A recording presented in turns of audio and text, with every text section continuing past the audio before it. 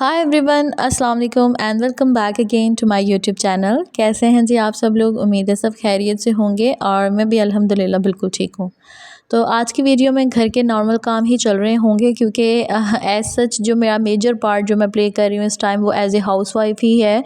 तो इस वजह से जो है ना बाकी वीडियोस शूट करना मेरे लिए थोड़ा सा टफ़ हो जाता है। सो आपने मेरी रूटीन साथ साथ इंजॉय करनी है और साथ में हम आज के टॉपिक के ऊपर भी बात करेंगे।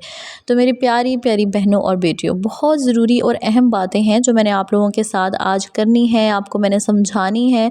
तो आप लोगों को आपने एंड तक देखना है, सुनना है, समझना है। शादी एक ऐसा फ़ैसला होता है ना कि उससे आपकी सारी ज़िंदगी चेंज होने वाली होती है। You are stepping into a new life. But कुछ ऐसी गलतियाँ और फ़ैसले होते हैं जो आप शादी होने से पहले करती हैं और उसका ख़मियाज़ा आपको शादी के बाद भुगतना पड़ता है।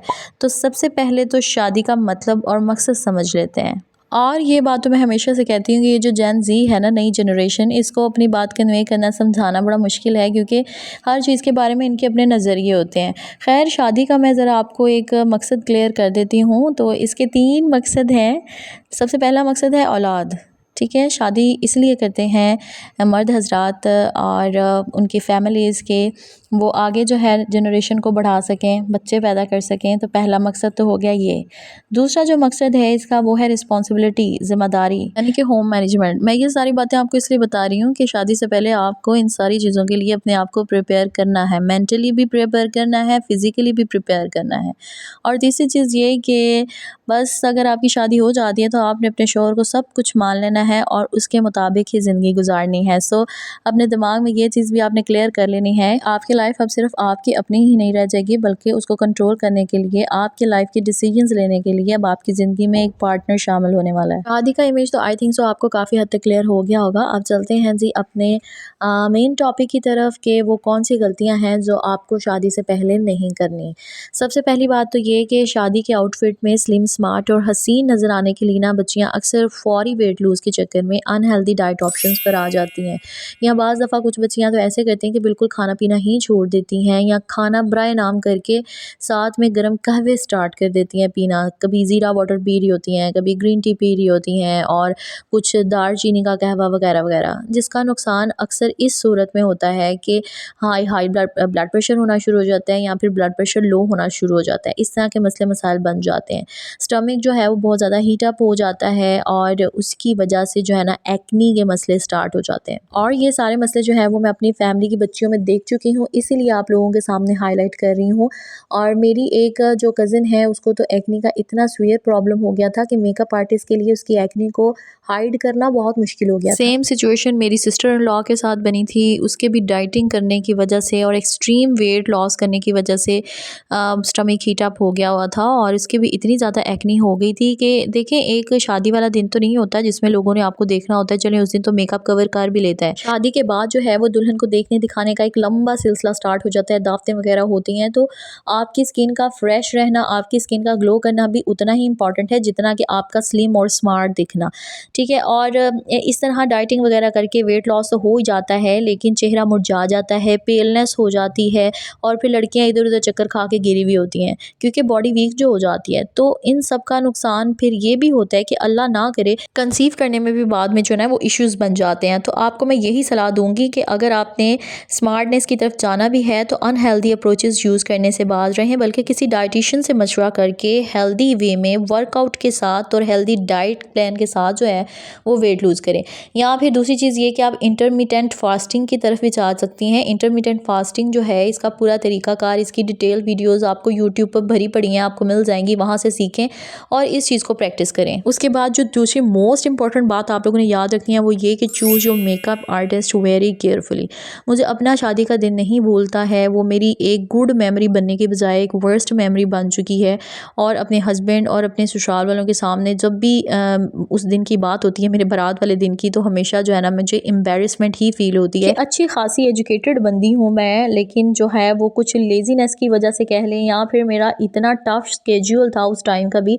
मेरे पुराने जो सब्सक्राइबर्स हैं उनके साथ मैंने शेयर किया हुआ है कि शादी इससे पहले मैं जॉब करती थी लेक्चरार की, और मुझे यकीन करें मेरे मेहंदी से एक दिन पहले जो है वो लीव मिली। उतनी देर तक जो है वो मैंने अपने सारे काम वाइंड अप किए।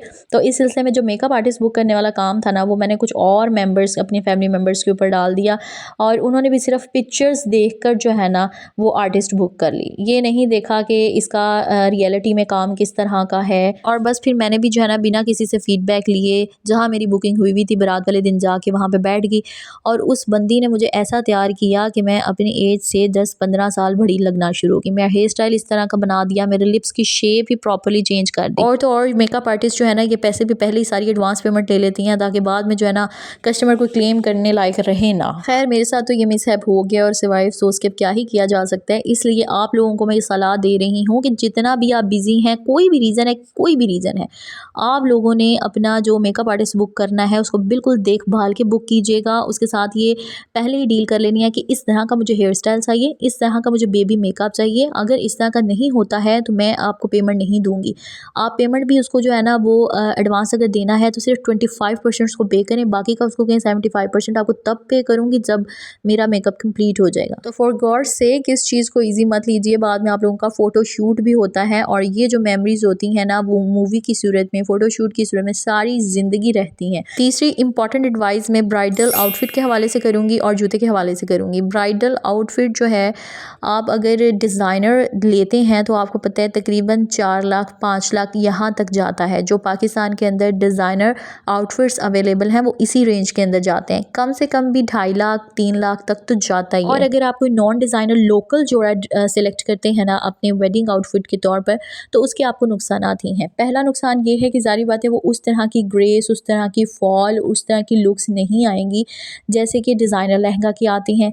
नंबर 2 पे उसके ऊपर जो एम्ब्रॉयडरी हुई होती है, नक्शी दबकी वगैरह यूज़ हुई होती है, वो लो क्वालिटी यूज़ हुई होती है, और बहुत जल्दी जो है ना वो फेड होना शुरू हो जाते हैं, उनके कलर वो ब्लैक होना शुरू हो जाता है काम, तो आप उसको ज़्यादा देर तक रख भी नहीं सकते। तीसरे नंबर पे अगर आप कहें कि हम उस ब्राइडल जोड़े का बाद में ऑल्ट्रेशंस करवा के ड्रेस में उसको कन्वर्ट कर लेंगे, तो वो इस तरह से बना हुआ होता है, उसकी डिज़ाइनिंग इस तरह से हुई होती है, लोकल काम जो होता है कि उसको आउटफिट में कन्वर्ट करना भी जो है ना वो मुश्किल हो जाता है। आप अगर जो है वो 30, 40, 50, 60 हज़ार तक का जोड़ा ले भी लेते हैं तो बाद में वो आपके लिए बिल्कुल बेकार है, पड़ा रहेगा सूटकेस में बंद होके। तो इसका हल क्या है? इसका हल ये है कि आजकल बड़े बड़े अच्छे अच्छे घरों के भी लोग जो हैं वो ब्राइडल आउटफिट्स को रेंट आउट करते हैं। लाहौर में, कराची में, इस्लामाबाद में, बड़े बड़े शहरों में तो बहुत अच्छे अच्छे जो है ना वो प्री लव्ड और इसी तरह के रेंट आउट ड्रेसेस की आउटलेट्स बनी हुई हैं। वहाँ पर जाके आप डिज़ाइनर्स आउटफिट सेलेक्ट कर सकते हैं, और उनका रेंट कोई बहुत ज़्यादा नहीं होता। इसी तरह से 30, 40, 50 की रेंज में जो है ना आपको एक अच्छा डिज़ाइनर आउटफिट मिल जाएगा। वो सारी ज़िंदगी की आपकी वो मेमोरी भी अच्छी हो जाएगी, अच्छी अच्छी पिक्स भी आ जाएंगी, आप अच्छे भी लग जाएंगे। उसके बाद आप वही जो 4, 5, 6 लाख का जोड़ा है, अगर वो आपको 40-50 हज़ार में मिल रहा है एक दफ़ा पहनने के लिए, तो it's not a bad deal. उसके बाद जी अगली बात हम कर लेंगे ब्राइडल जूतों के हवाले से। तो अक्सर ब्राइड्स क्या करती हैं कि जो ब्रांड्स के ऊपर जूते पड़े हुए होते हैं ब्राइडल हील्स के अंदर, और वो हील्स जो होती हैं वो मोस्टली पेंसिल हील्स होती हैं, ठीक है, नैरो हील्स होती हैं, तो वो ही ख़रीद लेती हैं। तो मैं आप लोगों को ये सजेस्ट करूँगी कि जो लहंगा आपने पहना है, जो भी आपने आउटफिट पहना है, वो इतना लंबा होता है कि नीचे से जूता दिखाई नहीं देता। तो आप ऐसा जूता सेलेक्ट करें जिसकी ब्लॉक हील हो, यानी अगर आपने जो है वो हाई हील्स भी लेनी है तो वो बेड सोल्स के अंदर लें आप, ठीक है। तो बेड सोल से क्या होता है, चलना आसान होता है। पेंसिल हील्स वगैरह जो होती है ना वो अक्सर आपके आउटफिट से जो है वो अटक जाती हैं, जिसकी वजह से आउटफिट भी डैमेज हो सकता है। तो इसलिए अगर आप चाहती हैं कि कंफर्टेबल वॉक करें और आपके पाँव दुखें भी नहीं, पैरों में दर्द भी ना हो, आप ईजी रहें, तो जूता जो है वो बेड सोल के अंदर ख़रीद लें।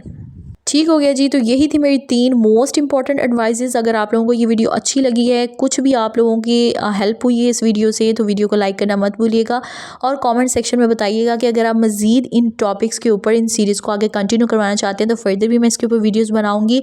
और मेरे साथ इन टच रहने के लिए चैनल को सब्सक्राइब लाजमी कर लीजिएगा। मेरी दुआएँ हैं उन सारी बहन बेटियों के लिए जिनकी शादी होने वाली है। अल्लाह ताला आपके नसीब बहुत अच्छे करे, मुझे भी दुआ में याद रखिएगा, और अपना बहुत ज़्यादा ख्याल रखिएगा। अल्लाह हाफ़िज़।